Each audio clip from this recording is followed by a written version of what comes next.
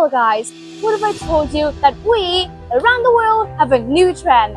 I'd expect you to immediately, what? A new trend? Oh, are going to research it? Instead of going around asking your friends, asking your family members or loved ones, you immediately reach into your bag, pull out a rectangle shape that's thin and press a few buttons and what is a new trend around the world?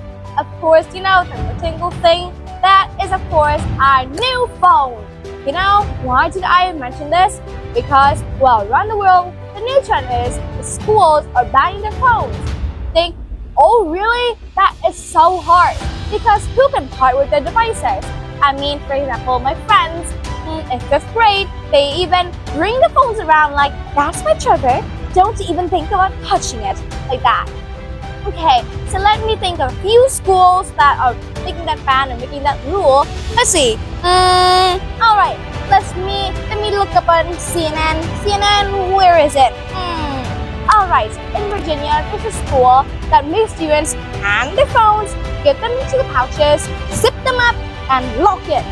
And they give them back to the students. The students can't open it until the end of the day.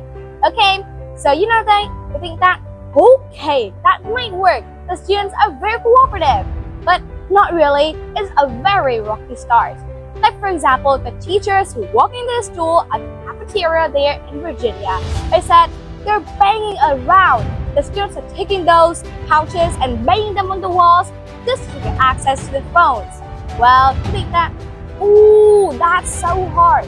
But after a few weeks, or I think even a few months, when the students get used to it, they said, well, it's freeing me up. I can finally talk freely to my friends at lunch and not worrying about whether they're listening to me or not.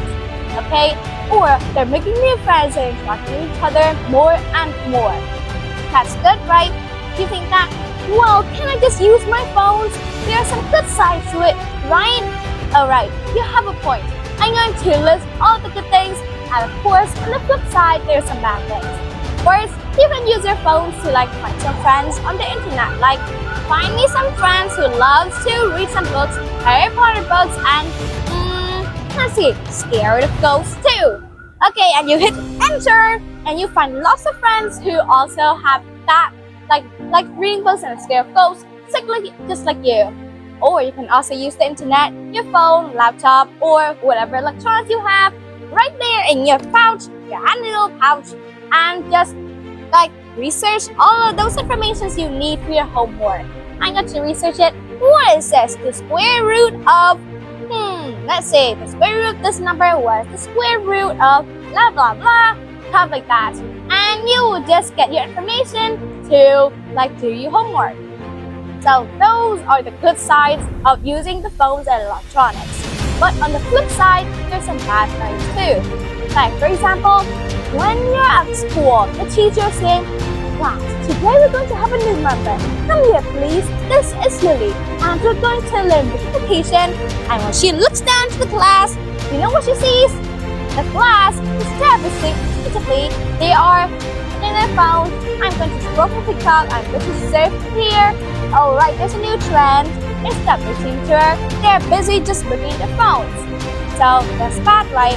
Also, looking at their phones sometimes cause students and young people depression. Oh, and recently read on CNN that students from age 12 to 17, you know how much time they spend on their phones?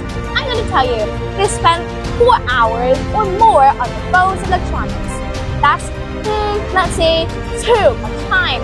Cause depression, mental health, let's see, some be sick or the eyesight got so bad it just can't see 5 centimeters from, let's see, I get off my eyeglasses and it's where is my glasses? I can't see. And don't think that I just watch too much electronics. I don't watch too much. Well, I just read books too close to me. I like Harry Potter, or what else did I read? Oh wait, let's get back now. I'm wandering off. Because you know I love reading books. What should I read now? I should read Gone or Plague or Fear. Alright, I love books. Don't mind when I just daydream about my books. Okay, let's go back now. Where are we? Okay, after that, the teacher's I had enough. Just lock them up in the box. Some students said that's harsh, but after a few weeks, they finally get used to it. And, like for example, when they're studying at school, they can pay attention to their teachers, and that meant good grades and greater eyesight. Like my eyes are sharp as a hawk because I'm not watching watching tablets, iPhones, or like that anymore. I can free up my time to go and spend time. When I just heard that spending too much time on their phones or electronics can cause depression, I asked my dad in disbelief, "Dad, how can watching iPhones cause depression?" And my dad explained to me that when you watch an iPhone, you just I'm going to pay all my attention to my phone, and you don't got a lot of friends outside, and you just isolate yourself more and more from the outside world until you isolate yourself so much that you don't even know what's happening around you anymore. So that causes depression. Also, you think that how can we be addictive like that? How addictive can iPhones and electronics be? I'm going to give you some examples. First, yesterday I texted my friends. Should I say her name? No, I should not say her name. Anyway, I texted her when I was learning English. So don't blame me a bit because that is my best friend. I was texting her, "I miss you so much and I wish school will continue soon." Like that. And waited and please to be like, oh my god, please answer me, please. Please answer me like that. I'm not even paying attention to my class. I'm not paying attention to my homework anymore. And then I just waited, and when she texted me, I just suddenly read it and texted me, to her again, and waited, waited. That's a long process, and that meant we cannot focus on our work anymore. So that meant poor grades, and we won't get better education. Okay, so a second example, when I was in 5th grade, in recess, I was just going to ask my classmates, "Do you want to play cat?" Or what is that game? "Do you want to play hide and seek?" But when I looked around after my big proclamation, I saw my whole class is taking up their phones and watching TikTok. "Hey class, do you want to play hide and seek?" I called out in vain, but all my class's attention was on the phones. So that's how addictive phone can be. So I think that how can I not be addicted to phones?